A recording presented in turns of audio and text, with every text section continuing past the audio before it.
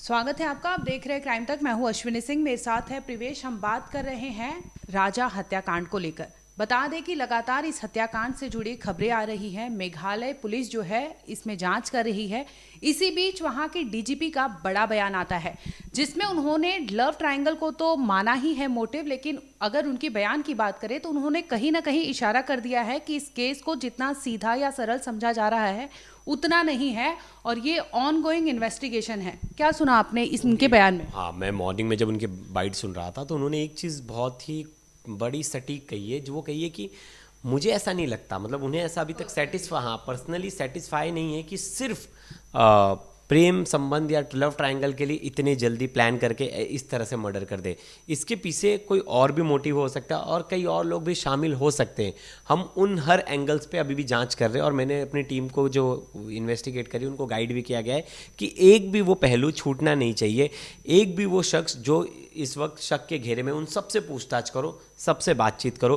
क्योंकि अगर हमने ये सोच लिया अभी कि ये तो चलो आरोपी पकड़ा गया, हमने केस सॉल्व कर लिया, लेकिन इसके पीछे की कड़ी कुछ और ही बता रही है और केस कुछ और नज़र आ रहा है। और देखिए खुद डीजीपी बोल रही हैं, कोई और बोलता तो नज़र में आता। उन्होंने एक चीज़ कोट की, उन्होंने बोला कि हमें डे वन पे ही समझ गया था कि ये मर्डर केस है और ये मर्डर केस में खुद सोनम इन्वॉल्व है। तो मैंने उनका भी नैरेटिव बहुत सही था जो उन्होंने सजेस्ट किया था। उन्होंने कहा था कि सोहरा में क्राइम रेट 0 है, मतलब क्राइम रेट बहुत कम है, वहाँ मर्डर केस हुआ ही नहीं है सालों साल से।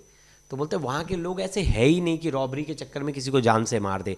जब वहाँ मर्डर केस ही नहीं है इस तरह का, किसी टूरिस्ट का इस तरह का कोई मामला ही सामने नहीं आया, तो हमारे पास 100% ये श्योर है, एक पुख्ता जानकारी थी कि इसके पीछे लोकल तो कोई इन्वॉल्व नहीं है।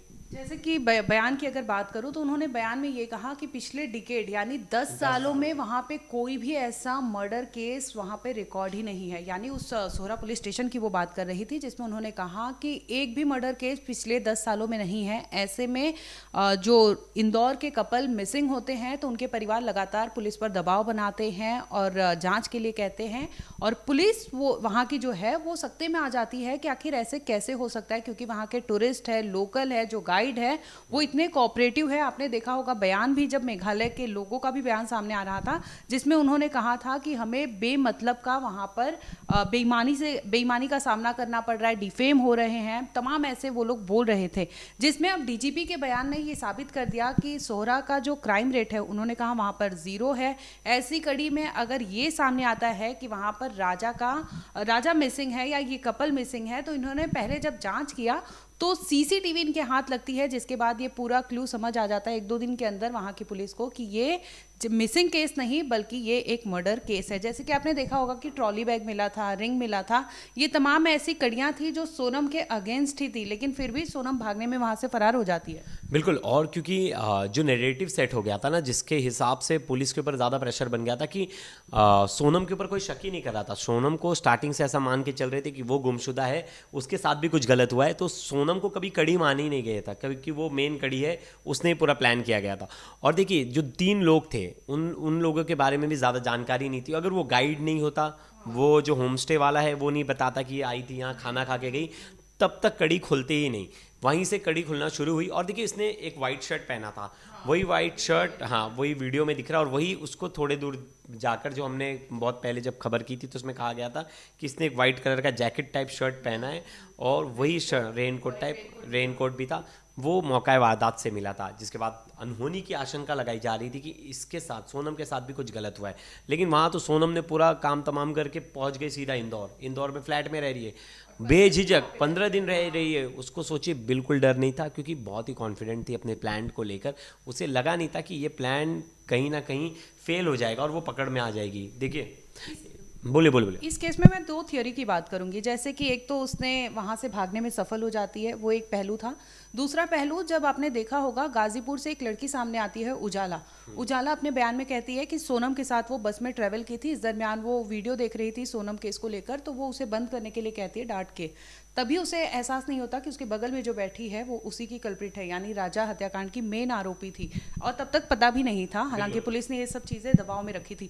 लेकिन उजाला ने 2 नाम लिए थे, 2 लड़कों का जिक्र किया था, जो मुझे लगता है कि मेघालय पुलिस की डीजीपी जो हैं उनके बयान को देखे और उजाला के बयान को देखे तो कहीं ना कहीं ये घूम के केस अलग दिशा में बढ़ रहा है। सस्पिशियस लग रहा है, क्योंकि उन्होंने भी कहा कि ये 2 लोगों से बात कर रही थी स्टेशन पे, और वो जो 2 लोग थे उनसे बहुत देर डिस्कस किया। ऐसा नहीं था कि वो लोग अननोन होंगे इतना देर बात करें।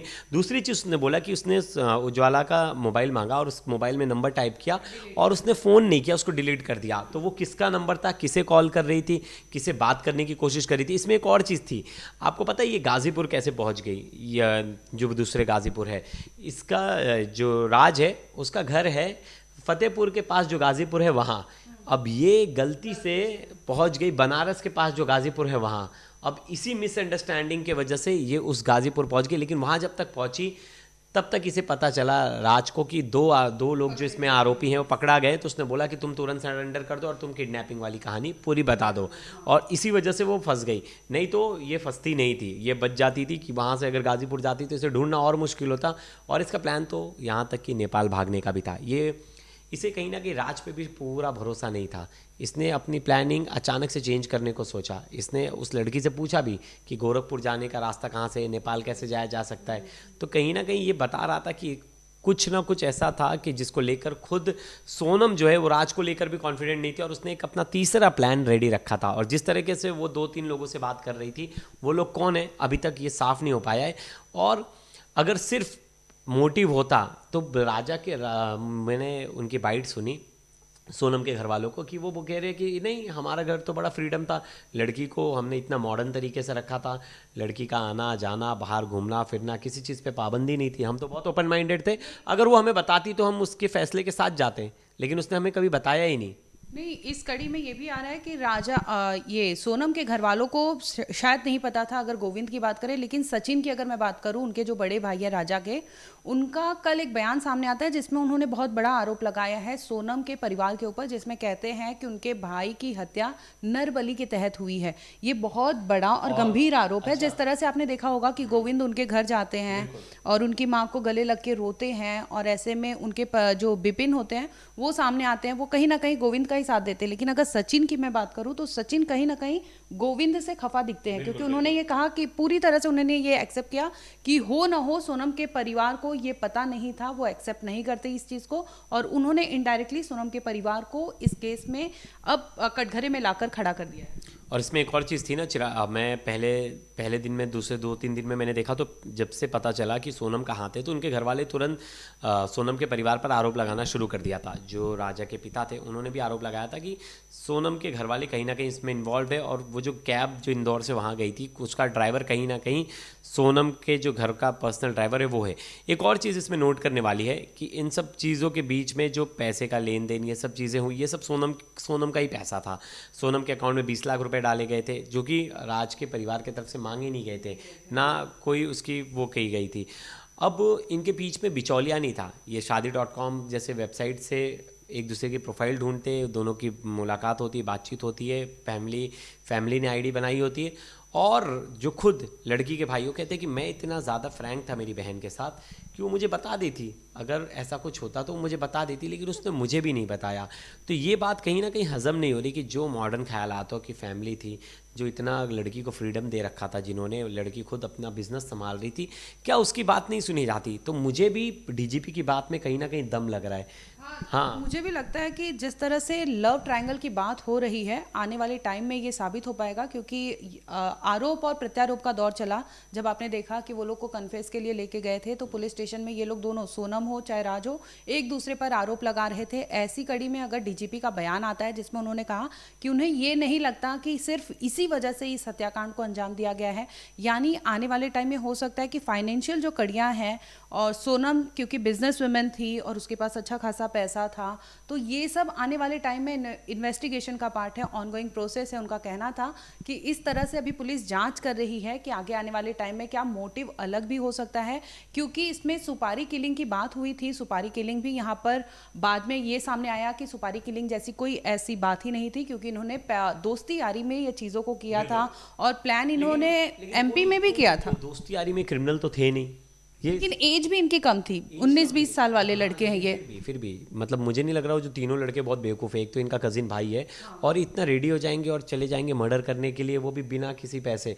मतलब कोई दोस्त कितना भी गहरी दोस्ती हो, इतनी जल्दी तो कोई राज़ी नहीं होता। तो मुझे अभी भी सस्पिशियस लग रहा है, बिना सुपारी के, बिना कोई अपने पर्सनल फ़ायदे के मैं किसी दूसरे की हत्या क्यों करूँ। बिल्कुल, ये बहुत बहुत रेयर मोटिव होता है और बहुत रेयर केसेस हमने ऐसे देखे हैं। और मुझे तो ये रेयर ऑफ रेयरेस्ट लग रहा है जिसमें तीनों दोस्त राज़ी हो गए कि चलो हम मर्डर कर देंगे। और ऐसी भी बात नहीं थी कि राज बहुत ज़्यादा ऐसा था कि दोस्तों में घुल मिल के रहता था, बहुत ज़्यादा पैसे खर्च करता था, एक नॉर्मल फैमिली से था। तो कहीं ना कहीं ये चीज़ें हजम नहीं हो रही, जिसकी वजह से खुद डीजीपी साहब ने खुद कहा है कि ये मामला अभी कुछ और भी हो सकता है। अब हम इसकी गहनता से जांच कर रहे हैं और मुझे लगता है आने वाली वीडियो में हम बताएंगे कि क्या कुछ नई कड़ियाँ निकल कर आ रही है, क्योंकि ये केस जितना सिंपल लग रहा है उतना सिंपल है नहीं। डेली नए अपडेट आ रहे हैं, डेली कुछ ना कुछ इसमें नया अपडेट आ रहा है और ऐसा लग रहा है कि बहुत कुछ है जो अभी भी बाकी है इस केस में खुलना। अभी हमें लग रहा था कि पड़ते दर परत जैसे ये सभी आरोपी पकड़े जाते हैं, सोनम समेत जो 4 आरोपी थे, राज की बात कर लूँ, आकाश की बात कर लूँ, आनंद की बात कर लूँ या फिर वो चौथा आरोपी, लेकिन इन्हें पकड़ने के बाद 2 वीडियो वायरल होते हैं। और ये वीडियो इंस्टाग्राम से आपने देखा होगा कि देवेंद्र सिंह जो है उन्होंने अपने इंस्टाग्राम पर अपलोड किया था, जिसमें आप देख सकते हैं कि एक वीडियो में सफ़ेद रंग की शर्ट पहने सोनम आगे आगे जाती है लकड़ी लिए और पीछे उनके राजा रघुवंशी होते हैं और उन्हें ये नहीं पता होता कि ये खुद सोनम लेके जा रही है और वहाँ पर वो मर्डर को अंजाम देगी।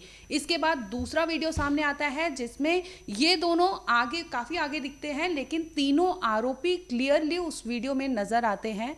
और जिसके बाद आपने देखा होगा कि गाइड का भी बयान सामने आता है, पुलिस उसको रिकॉर्ड करती है और पूरा पहलू जैसे खुलता है। आने वाले टाइम में हमें इंतजार करना होगा, क्योंकि डीजीपी ने जो बयान दिया है वो कहीं ना कहीं बड़े मोटिव की ओर इशारा कर रहा है। फिलहाल इस वीडियो में इतना ही। आप देखते रहिए क्राइम तक। धन्यवाद।